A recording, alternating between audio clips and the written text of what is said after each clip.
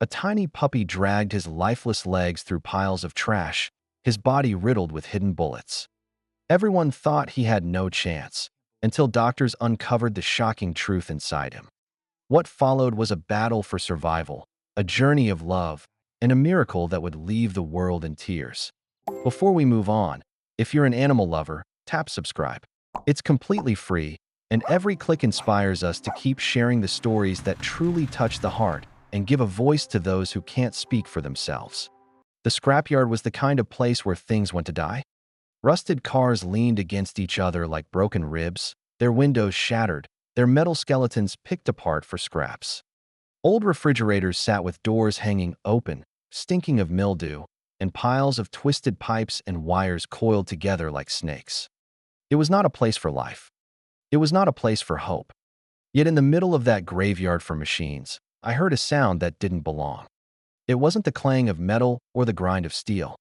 It was softer, thinner. A cry. Weak. Trembling. Almost swallowed by the wind whistling through the hollow frames of discarded cars. At first, I thought my mind was playing tricks. I'd been walking these grounds for years, collecting anything worth selling, and I'd heard all kinds of echoes. But this sound was different.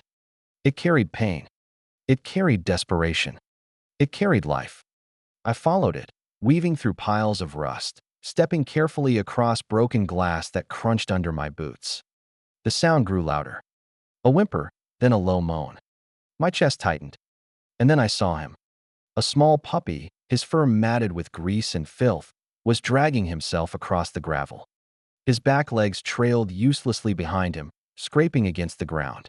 Every pull of his front paws left a faint smear of blood where sharp stones cut into him. His eyes were dull, almost gone, but still searching, still pleading. I froze. The scrapyard had shown me plenty of cruelty before, abandoned cats, birds with broken wings. But this was different. This was deliberate. This puppy hadn't simply wandered in here. He had been left here, discarded like the metal around him. For a moment, I couldn't move. He was so small, so broken, that the thought crossed my mind that maybe it was kinder to walk away, to let him go quickly rather than drag him into more pain. But then his eyes lifted. Just barely. And they found mine. There was no bark, no wag, no strength left in his body. Only those eyes. Cloudy, wet, pleading. And in that look, I saw something that anchored me to the ground. I had spent 50 years pulling broken things out of this dump, but never had I seen something so close to death still begging for life. I dropped to my knees, my hands shaking as I reached for him. "Hey, buddy," I whispered, my voice breaking. His ears twitched, but he didn't move. His tiny chest rose and fell in shallow, ragged breaths. His front paw scraped weakly against the gravel, as if he was trying to crawl to me, but couldn't. When I slid my arms beneath him, I felt how frail he was. Every bone jutted out. His fur was sticky with oil and dirt. He weighed almost nothing. A life reduced to scraps.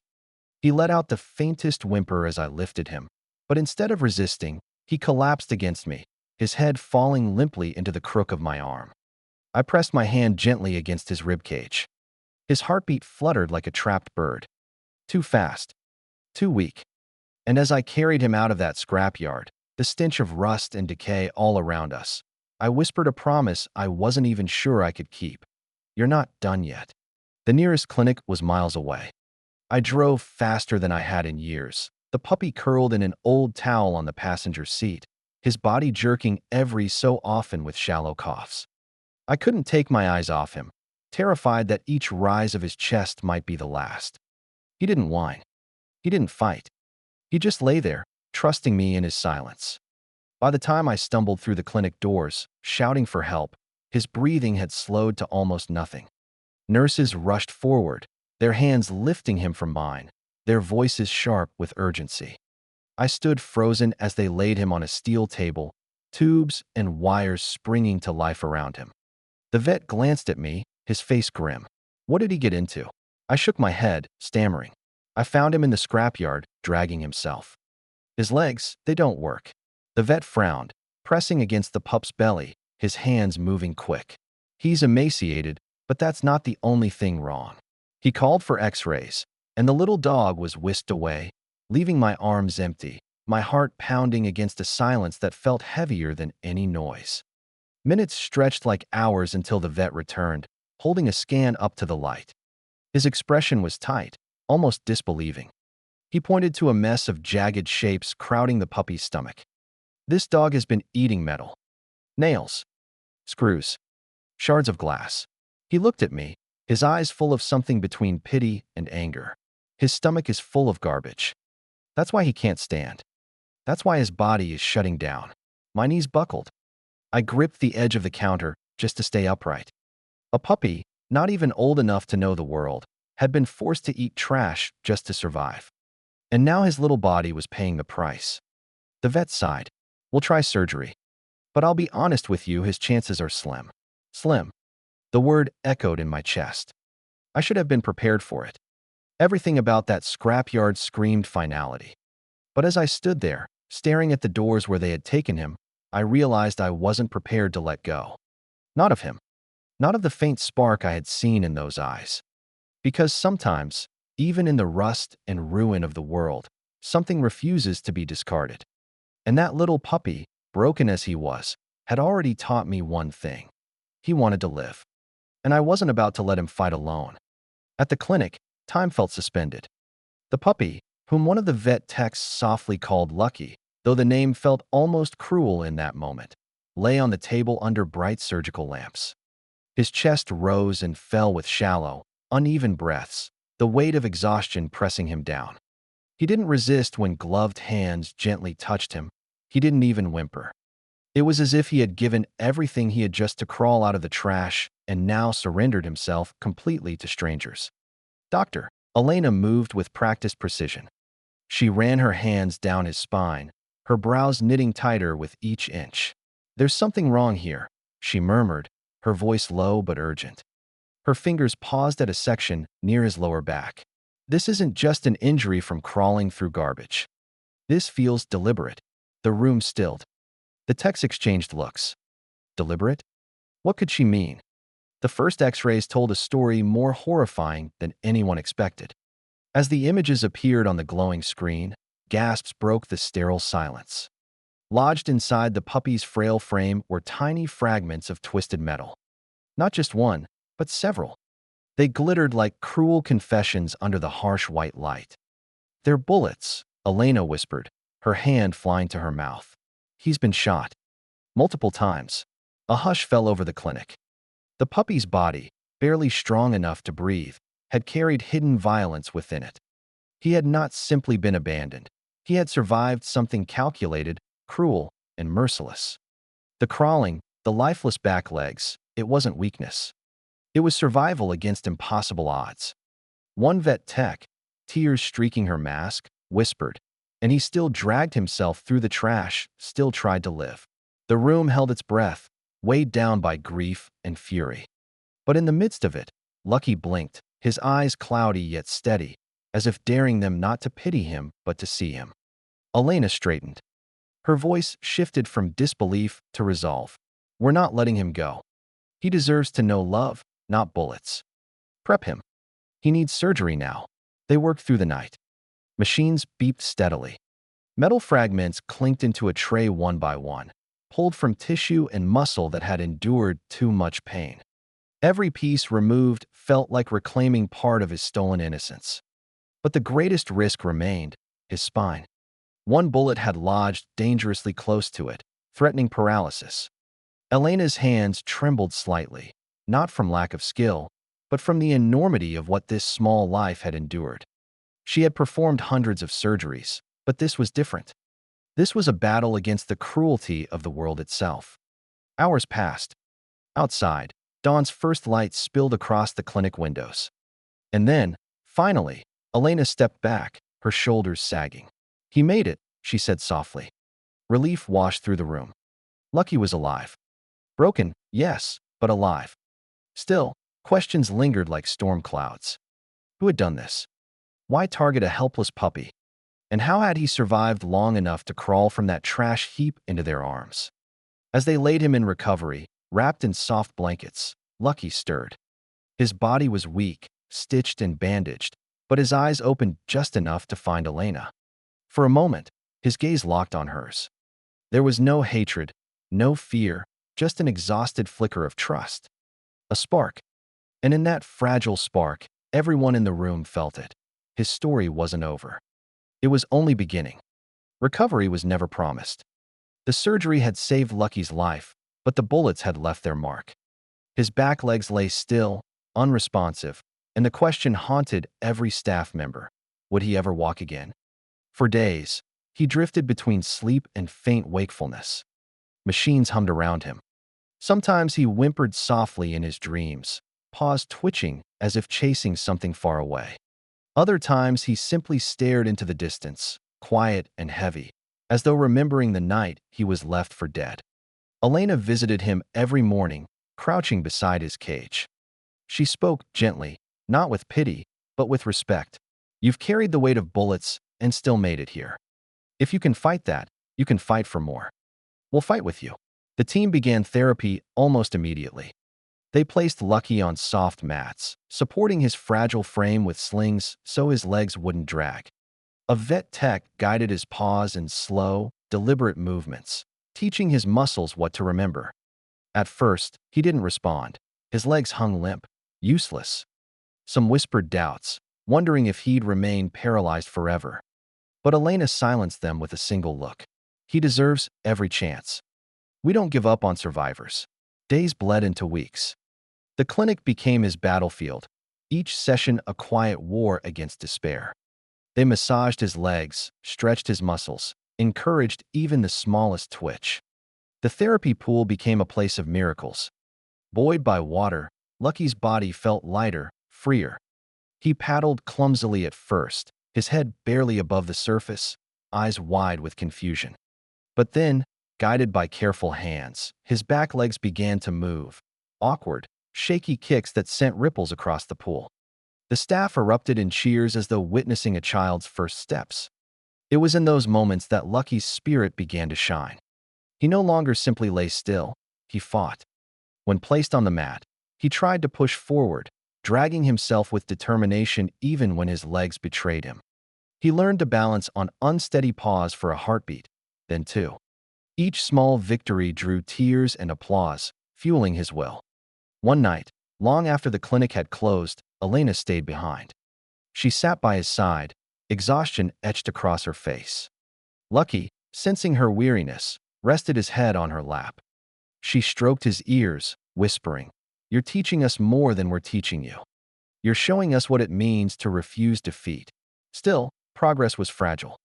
Some days his body failed him. He would collapse, legs splayed, eyes dim with frustration. Those days hurt the most.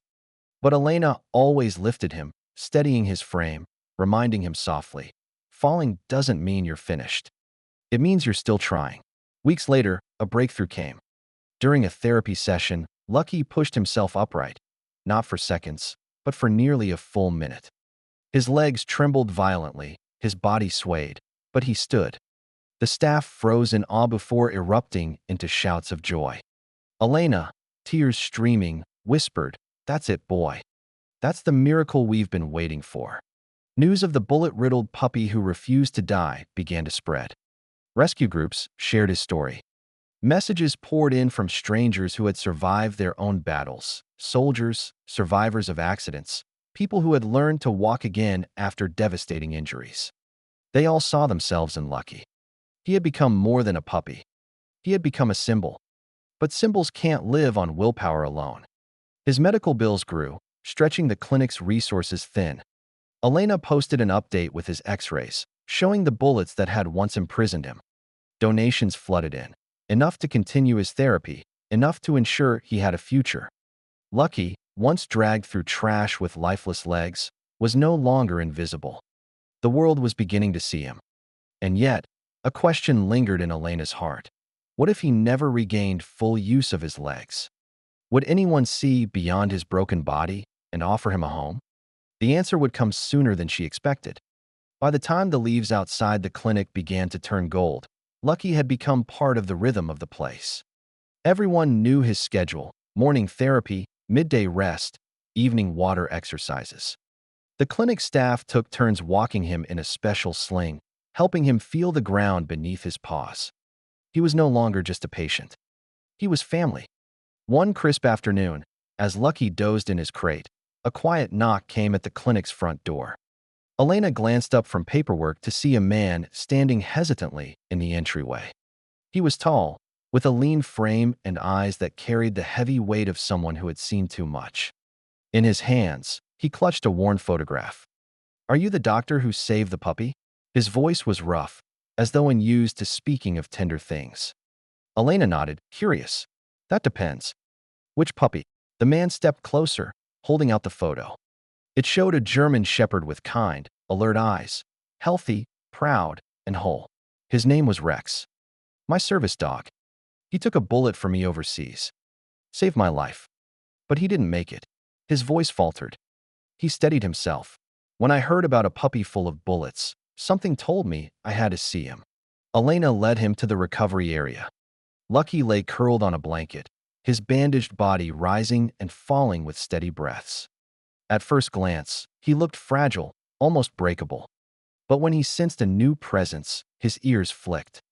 Slowly, he lifted his head, and his cloudy eyes met the stranger's. The man crouched, his rough hands trembling. "Hey, little soldier," he whispered. "You've been through the fire, haven't you?" Lucky blinked, then stretched his paw weakly toward him. The gesture was small, but it struck like thunder. The man's eyes filled with tears he couldn't hide. "That's exactly what Rex used to do," he choked. From that moment, something invisible bound them together. The man introduced himself as Daniel, a veteran who had been searching not for a replacement, but for a companion who understood pain the way he did. He began visiting every day. Sometimes he read aloud from old letters he'd written but never sent. Other times he simply sat in silence, letting Lucky's quiet breaths steady the storms inside him. Lucky, in turn, responded to Daniel in ways that surprised everyone. His energy spiked when Daniel entered. He tried harder in therapy, his paws twitching with determination when Daniel encouraged him. Even his appetite improved, as though the presence of someone who had walked through his own fire gave him strength to keep healing. One evening, Daniel lingered after the clinic closed. He helped Elena guide Lucky through water therapy, holding the harness gently as the puppy paddled clumsily. "He's not giving up," Daniel said softly, his voice thick with admiration. "Neither can I." Elena studied them both, her heart heavy with a truth she hadn't spoken yet. "He may never walk perfectly. There's a chance he'll always need help." Daniel met her eyes, firm and unwavering. "Then I'll be his legs. Just like Rex was mine." For the first time, Elena allowed herself to imagine it. Lucky not as a permanent patient, but as someone's dog. Loved. Protected. Home. The road ahead was still uncertain, but that night, as Lucky fell asleep with Daniel's hand resting against his paw, it no longer felt impossible. For perhaps the first time since dragging his broken body through the trash, Lucky wasn't fighting alone. The bond between Daniel and Lucky deepened quickly. What began as brief visits became long hours, then whole days. Daniel adjusted his own routines around the clinic schedule, showing up for morning therapy sessions and staying late into the evenings. Wherever Lucky went, Daniel followed, steady, patient, unwavering. The staff noticed the change in the puppy almost immediately. He ate with more eagerness, lifted his head higher, and pushed harder against the challenges set before him. When his legs trembled under the strain of standing, Daniel's calm voice anchored him. "One more try, soldier. You've got this." Lucky's first true step happened on a rainy Tuesday. The therapy room smelled faintly of disinfectant and wet fur. Elena and two techs steadied Lucky with slings, guiding his body forward. Usually, he managed only a shuffle before collapsing. But that day, something inside him shifted. He planted his paws, leaned into the motion, and dragged one leg ahead of the other. Then, miraculously, he repeated it. It wasn't graceful. It wasn't steady. But it was walking. The room exploded with cheers. One tech clapped her hands over her mouth, sobbing. Elena wiped at her eyes, smiling through tears. And Daniel dropped to his knees, pulling Lucky gently against him, whispering, "That's my boy. That's my fighter." Word of his progress spread again, drawing more support from strangers who had followed his journey. Donations poured in for equipment, therapy tools, even special braces designed to help him stabilize. But while the world watched, inside the clinic, it wasn't about spectacle. It was about the simple, raw miracle of a puppy who refused to give up. Daniel began bringing small challenges for Lucky. He'd scatter soft toys across the floor and encourage him to reach them. At first, Lucky stumbled and fell, but each attempt brought improvement. Soon, he managed short bursts of wobbly steps without the sling. His tail wagged furiously at each victory, as though he knew he was defying every grim prediction. Late one evening, after most of the staff had gone home, Daniel and Lucky sat together in the quiet clinic. Rain tapped against the windows. Daniel rested his back against the wall, Lucky sprawled across his lap. The veteran traced the puppy's scars with gentle fingers, his voice low. "I used to think my life ended with Rex," he confessed. "I thought losing him meant losing the part of me that could still fight. But you," his voice broke. He swallowed hard, pressing his forehead to Lucky's. "You're teaching me that broken doesn't mean finished." Lucky licked his cheek softly, as if answering with the only language he knew. The next morning, Daniel approached Elena with resolve. "I want to adopt him. No matter how much care he needs, no matter the cost. He belongs with me." Elena hesitated only a moment before nodding. "He chose you a long time ago." Preparations began for Lucky's transition into a real home. The staff gathered supplies, braces, medications, a custom cart to support his back legs if needed. They hugged him one by one, their tears bittersweet. He had been their patient, their miracle, their daily reminder of resilience. Letting him go was hard, but seeing him loved was everything they had hoped for. When the day came, Daniel clipped a bright new collar around Lucky's neck. The puppy, once dragged lifeless through trash, now stood, shaky, scarred, but determined, beside the man who had promised to walk every step with him. As they left the clinic together, the staff crowded the doorway, waving and crying. Elena whispered through her tears, "Go live your life, Lucky. Show the world what survival looks like." And with Daniel's steady hand guiding him, Lucky took his first steps into forever. Life with Daniel was not easy at first. The apartment had stairs, and Lucky couldn't manage them alone. Daniel carried him gently each night, whispering encouragement with every lift. Their days were filled with therapy sessions at home, small exercises, balance drills, careful stretches. Lucky stumbled often, sometimes collapsing in a heap of frustration. But Daniel never scolded, never pitted. He simply steadied the puppy, his voice calm. "Falling means you're still trying, soldier. Get back up." Slowly, Lucky adapted. His legs, though scarred, grew stronger. He learned to maneuver with his braces, his tail wagging wildly as he chased toys across the floor. Daniel even introduced him to the custom cart, and Lucky, after a moment of hesitation, tore through the yard with it, ears flapping, tongue lolling with joy. Neighbors stopped to watch, astonished at the sight of the once broken puppy racing as though nothing could stop him. But the greatest victory came one quiet morning. Daniel brewed coffee in the kitchen while Lucky rested on his bed nearby. Without prompting, the puppy pushed himself up, legs trembling but determined. Slowly, shakily, he took 3 steps, unaided, unassisted, before collapsing with a happy bark. Daniel dropped his mug, rushing to him with tears streaming. He knelt, hugging Lucky tight. "You did it. On your own. You did it." From then on, progress came faster. Lucky began accompanying Daniel to the park, where children ran to pet the miracle dog. Parents whispered about his story, some wiping their eyes as they watched him stumble and rise again, over and over, refusing defeat. Lucky soaked in the attention, tail wagging, eyes shining with a light that refused to dim. Daniel noticed something else, too. Lucky was more than a survivor. He was a healer. Veterans at Daniel's support group, once withdrawn and silent, opened up when Lucky limped toward them. They stroked his scarred back, whispered their own stories of pain, and found comfort in the resilience of a dog who had endured bullets yet still trusted human hands. Lucky had become a bridge, a living reminder that scars were not endings, but beginnings. Months later, Elena visited Daniel's home. She stood on the porch, watching as Lucky bounded clumsily across the yard with his cart, barking joyfully. Daniel called him back, and Lucky trotted, straight into his arms. Elena pressed a hand to her mouth, tears spilling freely. "I never thought I'd see this," she whispered. Daniel smiled, scratching Lucky's ears. "He taught me that broken doesn't mean hopeless. It just means there's more to fight for." That night, Daniel sat on the porch steps with Lucky curled against him. The sun dipped low, painting the sky in gold and crimson. For a moment, there was no past filled with bullets or trash heaps. There was only now, a man and his dog, both survivors, both healing in each other's presence. Lucky lifted his head, gazing out at the horizon as if claiming it for himself. He had been thrown away, riddled with pain, left to die. Yet here he was, alive, loved, unstoppable.